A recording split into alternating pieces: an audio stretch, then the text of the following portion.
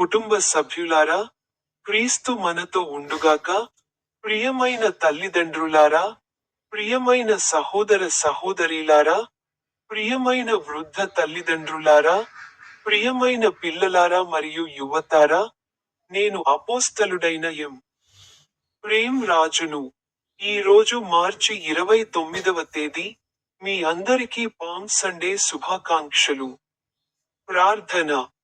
ఓ మహిమాన్విత ప్రభువైన యేసుక్రీస్తు, ఈ రోజు పామ్ సండే అనే పవిత్రమైన రోజున మేము ఆనందంతో, భక్తితో మీ పాదాల చెంతకు వస్తున్నాము.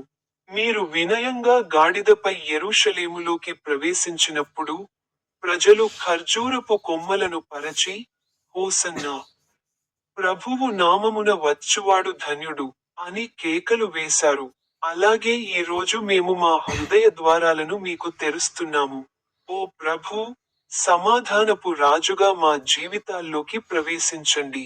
అశాంతి ఉన్నచోట సమాధానమును, దుఃఖం ఉన్నచోట ఓదార్పును, పాపం ఉన్నచోట క్షమాపణను మరియు నూతన జీవాన్ని ప్రసాదించండి.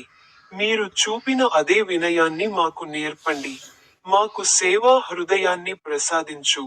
తద్వారా మేము ఇతరుల పట్ల ప్రేమ మరియు కరుణకు సాధనాలుగా ఉంటాము. ఈ పవిత్ర వారంలో నీ శ్రమ, నీ శిలువ మరియు నీ పునరుత్థానం యొక్క మర్మాన్ని లోతుగా అర్థం చేసుకునే కృపను మాకు ప్రసాదించు.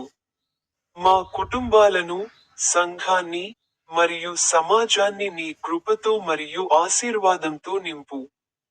మా గృహాలలో శాంతి, మా హృదయాలలో విశ్వాసం, మా స్వరాలలో నీ స్తుతి ఉండుగాక.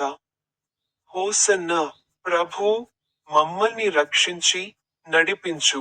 నీ పవిత్ర నామంలో ఈ ప్రార్థన చేస్తున్నాము. ఆమేన్. మొదటి బైబిల్ వచనాన్ని పఠించండి.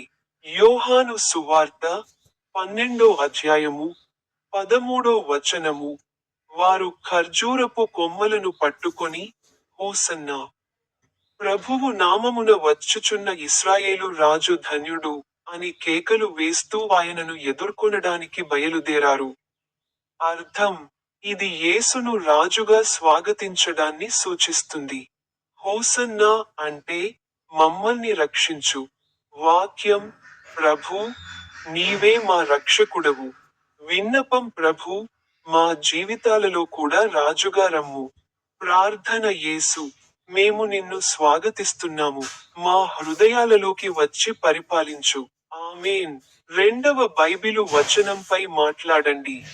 మత్తయి సువార్త 21వ అధ్యాయము 9వ వచనము. అప్పుడు ముందు వెళ్ళిన వారును, వెనుక వచ్చిన వారును జనసమూహములు, దావీదు కుమారునికి హోసన్నా, ప్రభువు నామమున వచ్చువాడు ధన్యుడు, మహోన్నతునికి హోసన్నా అని కేకలు వేసిరి. అర్థం: యేసును మెస్సియాగా మరియు రాజుగా అంగీకరించడం. వాక్యం: హోసన్నా, ప్రభువును స్తుతించండి. విజ్ఞప్తి: ప్రభూ, నిన్ను సత్య హృదయంతో ఘనపరచడానికి మాకు నేర్పించు.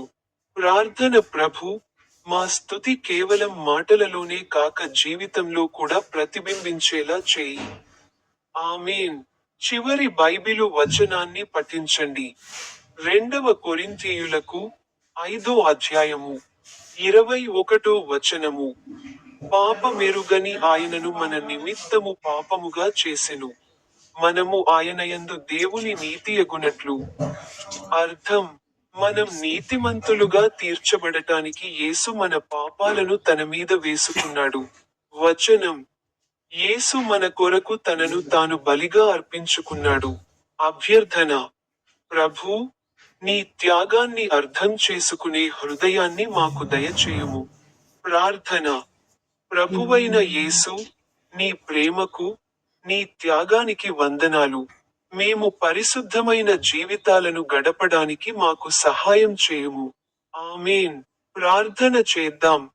ఓ నా తండ్రి, ఓ గాడిదపై స్వారీ చేసే యేసు, ఓ ఖర్జూర వృక్షాల రక్షక, ఓ పోప్ లియో 14, ఓ ఆర్చ్బిషప్ విన్సెంట్ ఐండ్, ఓ మాజీ ఆర్చ్బిషప్ ఫెలిక్స్ టోప్పు, ఓ కింగ్ చార్లెస్ మూడు.